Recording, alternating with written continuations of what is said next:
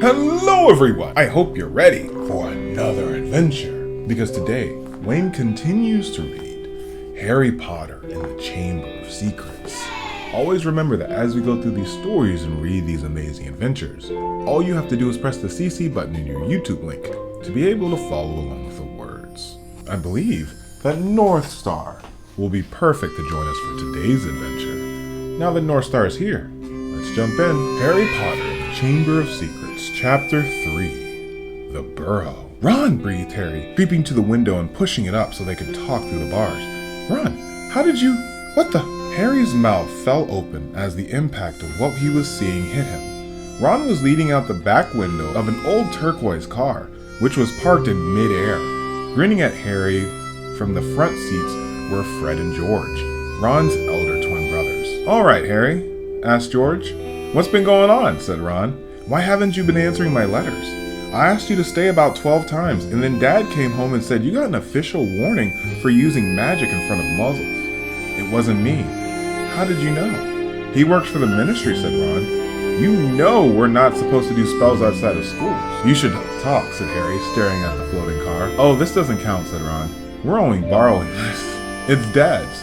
We didn't enchant it, but doing magic in front of those muggles you live with. I told you I didn't, but it'll take too long to explain now. Look, can you tell them at Hogwarts that the Dursleys have locked me up and won't let me come back? And obviously I can't magic myself out, because the ministry will think it's the second spell I've done in 3 days, so..." "Stop gibbering," said Ron. "We've come to take you with us, but you can't magic me out either." "We don't need to," said Ron, jerking his head towards the front of the seat and grinning. "You forget who I've got with me." "Tie that around the bars," said Fred, throwing the end of the rope to Harry. "If the Dursleys wake up, I'm dead," said Harry, as he tied the rope tightly around the bar. And Fred revved the car. "Don't worry," said Fred, "and stand back." Harry moved to the windows next to Hedwig, who seemed to have realized how important this was and kept still and silent. The car revved louder and louder, and suddenly, with a crunching noise, the bars fell clean out of the window as Fred drove straight up into the air. Harry ran back to the window to see the bars dangling a few feet from the ground. Panting, Ron hoisted them up into the car. Harry listened anxiously, but there was no sound from the Dursleys' bedroom. When the bars were safely in the back seat with Ron, Fred reversed as close as possible to Harry's window. "Get in," said Ron. "But my Hogwarts stuff, my wand and broomstick." "Where is it?" "Locked in the cupboard under the stairs. I can't get out of this room." "No problem," said George from the passenger seat. "Out of the way, Harry." Fred and George climbed cat-like through the window into Harry's room. You had to hand it to him, though Harry, as George took an ordinary hairpin from his hair pocket and started to pick the lock. "A lot of wizards think it's a waste of time knowing this sort of muggle trick," said Fred. "But we feel their skills worth learning, even if they are a bit slow." There was a small click and the door swung open. "So, we'll get your trunk. You grab everything you need from your room and hand it to Ron," whispered George. "Watch out from the bottom stair, it creaks," Harry whispered back as the twins disappeared into the darkness.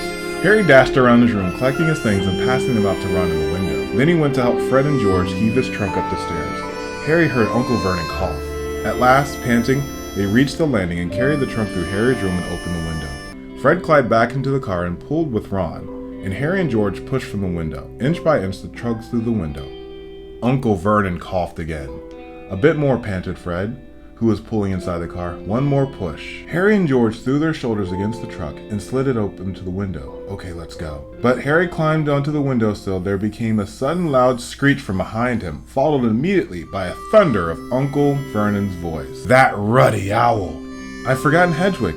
Harry tore back across the room as the landing light clicked on. He snatched up Hedwig's cage, dashed to the window, and passed it to Ron.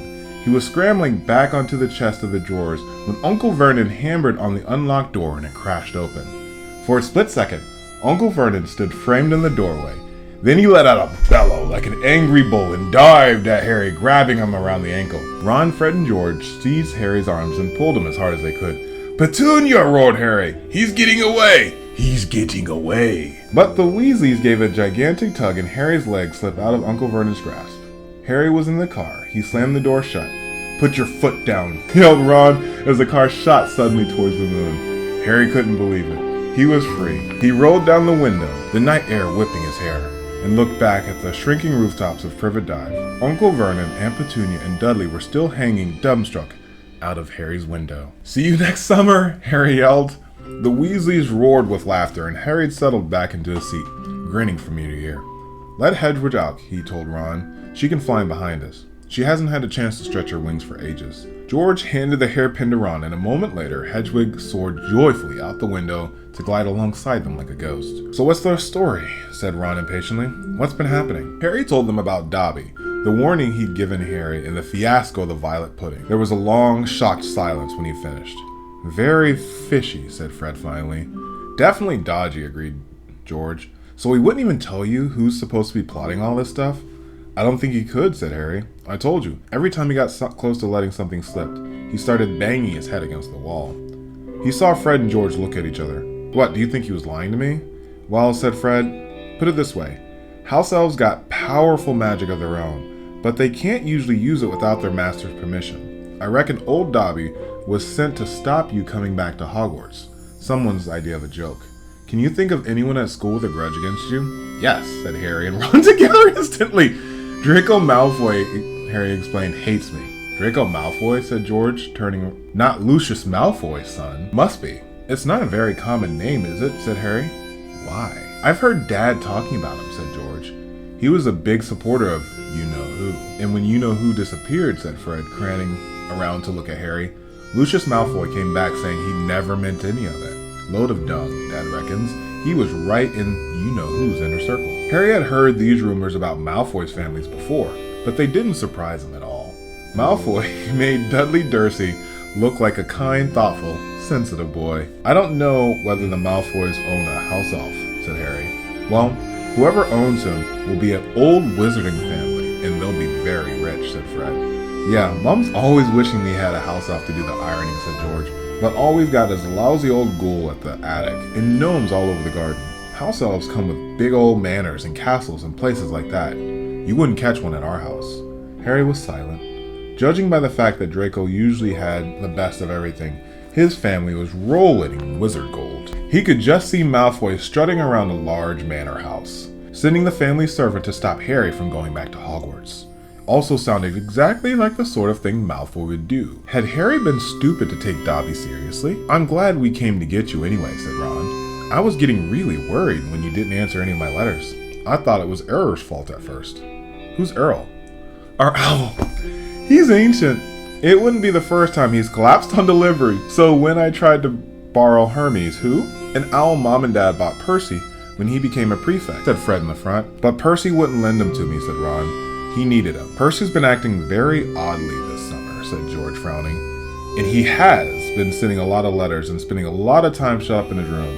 I mean, there's only so many times you can polish a prefect." "Driving too far west, Fred," he added, pointing at the compass on the dashboard. Fred twiddled the steering wheel. "So, does your dad know you've got the car?" said Harry, guessing. No," said Ron. "He had to work tonight. Hopefully we'll be able to get back into the garage without Mom noticing we flew it." "What does your dad do at the Ministry of Magic anyway?" "He works in the most boring department," said Ron. "The misuse of Muggle artifacts." "What?"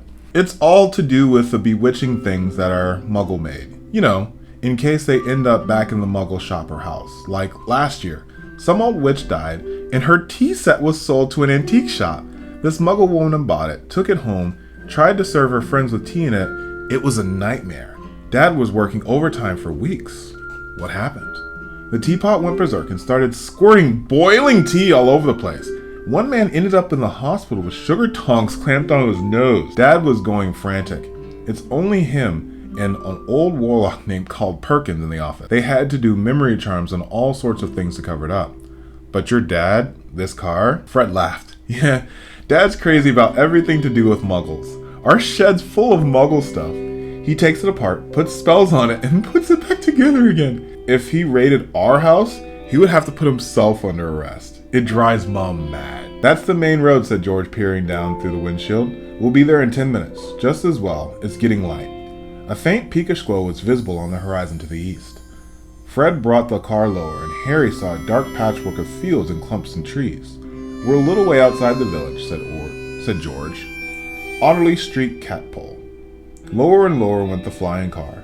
The edge of brilliant red sun was now gleaming through the trees. "Touchdown!" Fred said it with a slight bump as they hit the ground. They had landed next to the tumble-down garage in a small yard, and Harry looked out for the first time at Ron's house. It looked as though it was once a large stone pig pit, but extra rooms had been added in there, until it was 7 stories high, and so crooked it looked as though it was held up by magic, which Harry reminded himself it probably was. 4 or 5 chimneys were perched on top of the red roof. A lopsided sign near the entrance read, "The Burrow." Around the front door lay a jumble of rubber boots, a very crusty cauldron. Several fat brown chickens were pecking their way around the yard. "It's not much," said Ron. "It's wonderful," said Harry happily, thinking of Perfect Jive. They got out of the car. "Now we'll go upstairs really quietly," said Fred, "and wait for Mom to call us to breakfast. Then you come bounding down going, 'Mom, look who turned up in the night,' and she'll be pleased to see Harry, and no one need ever know we flew the car." "Right," said Ron. "Come on, Harry. I sleep at the top." Ron had gone a nasty greenish color, his eyes fixed on the house. The other 3 wheeled around. Mrs. Weasley was marching across the yard, scattering chickens for a short, plump, kind woman. It was remarkable how much she looked like a saber-toothed tiger. "Ah," said Fred. "Oh dear," said George. Mrs. Weasley came to a halt in front of them, her hands on her hips, staring from one guilty face to the next. She was wearing a flower apron with a wand sticking out of the pocket. "So," she said. "Morning, Mom," said George, in the way he clearly thought a jaunting, winning voice. "Have you any idea how worried I've been?" said Mrs. Weasley in a deadly whisper. "Sorry, Mom, but see, we had to." All 3 of Mrs. Weasley's sons were taller than she was, but they cowered as her rage broke over them. "Bed's empty, no notes, car gone, could have been crashed. Out of my mind with worry. Did you care? Never. As long as I've lived. You wait until your father gets home. We never had trouble like this with Bill or Charlie or Percy." "Perfect Percy," muttered Fred. "You could do with taking a leaf out of Percy's book," yelled Mrs. Weasley, prodding her finger in Fred's chest. "You could have died. You could have been seen. You could have lost your father's job." It seemed to go on for hours. Mrs. Weasley had shouted herself hoarse before turning to Harry, who backed away. "I'm very pleased to see you, Harry dear," she said. "Come in and have some breakfast." I love her. She turned and walked back into the house, and Harry, after a nervous glance at Ron, who nodded encouragingly, followed her. The kitchen was small and rather cramped. There was a scrambled wooden table and chairs in the middle. Harry sat down on the edge of his seat looking around. He had never seen a wizard's house before. That was amazing. The clock on the wall opposite him had only 1 hand and no numbers at all. Written around the edge were things like "Time to make tea," "Time to feed the chickens," and "You're late." Books were stacked 3 deep on the mantelpiece. Books with titles like "Charm Your Own Cheese," "Enchantment and Baking," and 1-Minute Feasts. It's magic, and unless Harry's ears were deceiving him, the old radio next to the sink had just announced the upcoming witching hour with the popular singing sorceress Celestina Warbeck. Mrs. Weasley was clattering around, cooking breakfast a little haphazardly. The witching hour for the UK, if it's early in the morning for them, it would be like 3 a.m. in the US. So that kind of forecasts with the witching hour, actually. A little bit of lore for you. Mrs. Weasley was clattering around, cooking breakfast a little haphazardly, throwing dirty looks at her son as she threw sausages into the frying pan. Every now and then, she muttered things like, "Don't know what you were thinking of, and never would I have believed it." "I don't blame you, dear," she assured Harry, tipping 8 of the 9 sausages onto his plate. "Arthur and I have been worried about you too.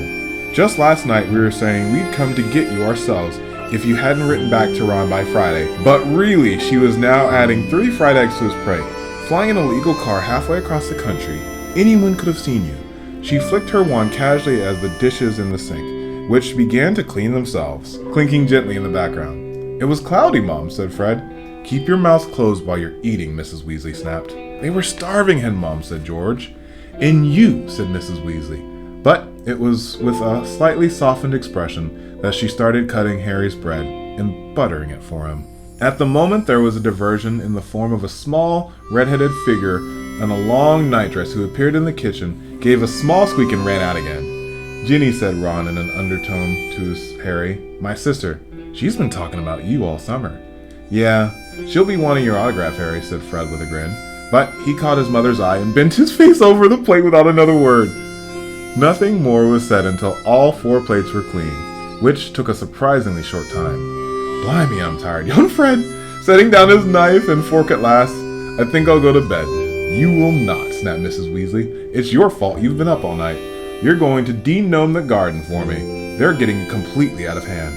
Oh, Mom. And you too, she said, glaring at Ron and Fred. You can go up to bed, dear, she added to Harry. You didn't ask them to fly that wretched call. But Harry, who felt wide awake, said quickly, I'll help Ron. I've never seen a de-gnoming. That's very sweet of you, dear, but it's dull work, said Mrs. Weasley. Now, let's see what Lockhart's got to say on the subject. And she pulled a heavy book from the stack of the mantelpiece.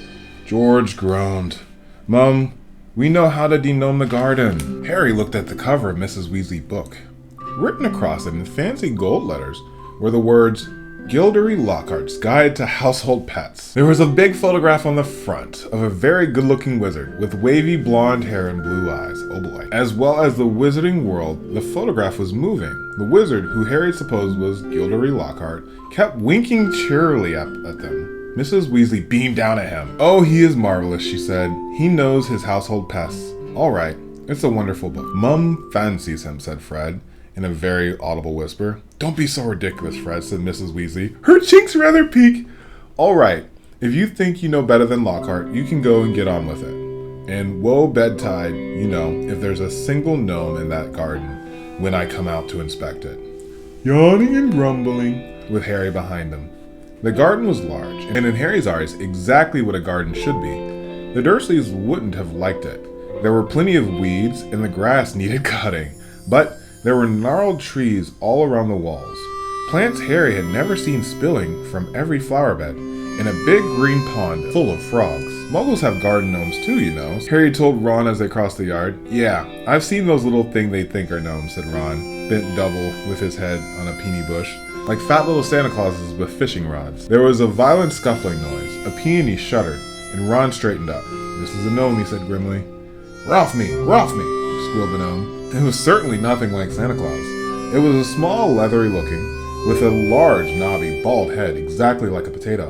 Ron held it at arm's length as it kicked out at him with its horny little feet. He grasped it around the knuckles and turned it upside down. This is what you have to do, he said. He raised the gnome above his head. Get off me! And started swinging it in a circle like a lasso. Seeing the shocked look on Harry's face, Ron added, It doesn't hurt them. You've got to really make them dizzy so they can't find their way back to the gnome hole. He let go of the gnome's ankles. It flew 20 feet into the air and landed with a thud in the field over the hedge. Pitiful, said Fred. I bet I can get mine beyond that stump. Harry learned quickly not to feel too sorry for the gnomes. He decided to drop the first one he caught over the hedge, but the gnome, sensing weakness, sank its razor-sharp teeth into Harry's finger, and he had a hard job of shaking it off until... Wow! Harry, that must have been 50 feet. The air was soon thick with flying gnomes. See? They're not too bright, said George, seizing 5 or 6 gnomes at once. The moment they know that de-gnoming's going on, they storm up to have a look. You'd think they'd learn by now to stay put. Soon, the crowd of gnomes in the field started walking away in a straggling line, their little shoulders hunched. They'll be back, said Ron, as they watched the gnomes disappear into the hedge on the other side of the field. They love it here. Dad's too soft on them. He thinks they're funny. Just then, the front door slammed. He's back, said George. Dad's home. They hurried through the garden and back into the house. Mr. Weasley slumped in a kitchen chair with his glasses off and his eyes closed. He was a thin man, going bald, with a little hair that he had as red as any of his children. He was wearing long green robes, which were dusty and travel-worn. What a night, he mumbled, groping for the teapot as they sat down around him. 9 raids! 9! An old mundungus Fletcher tried to put a hex on me when I had my back turned. Mr. Weasley took a deep gulp of tea and sighed. Find anything, Dad? Said Fred eagerly. All I got were a few shrieking door keys and a biting kettle, yawned Mr. Weasley. There was some pretty nasty stuff that wasn't in my department, though. Mortlake was taken away for questioning about some of those extremely odd ferrets. But it's the Committee on Experimental Charms, thank goodness. Why would anyone bother making door keys shrink, said George. Just muggle baiting, sighed Mr. Weasley. They keep shrinking so they can never find it when they need it.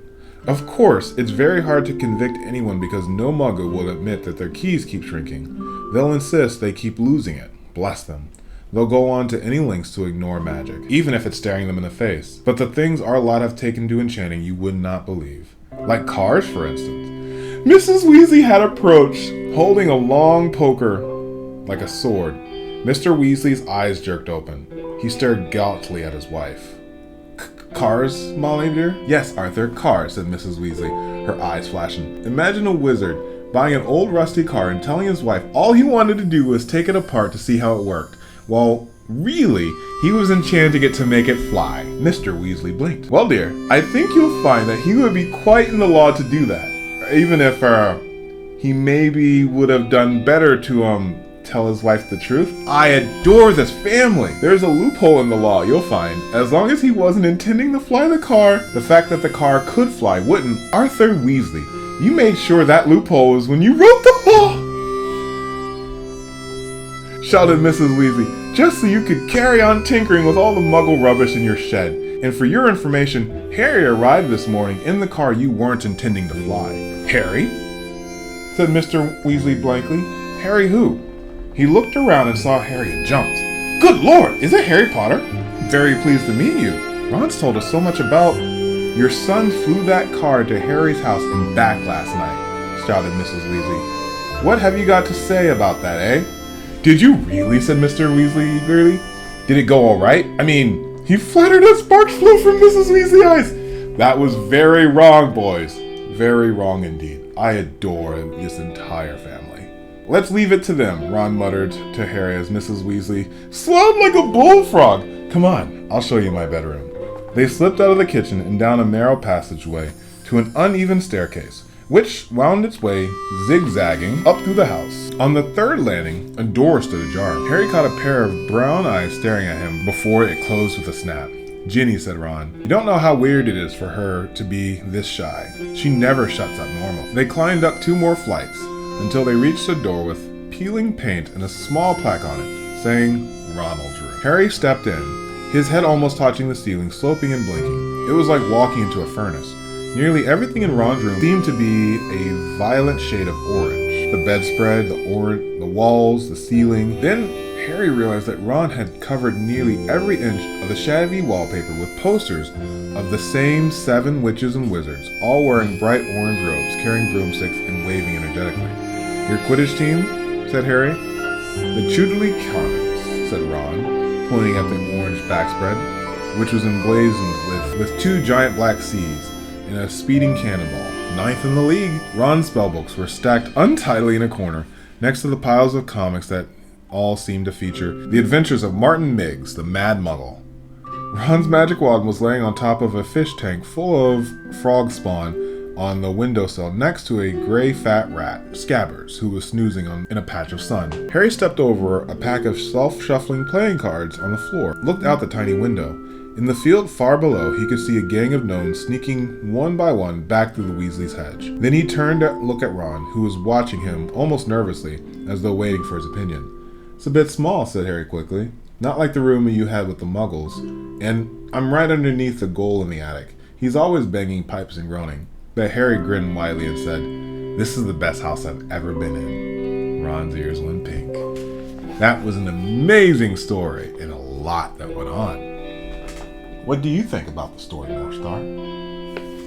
I like that part too. You'll join us for the next one, okay? And hopefully we'll see you on the next adventure, here with Wayne Reads. Thank you for joining us for the story, and we can't wait to see you again. Bye-bye!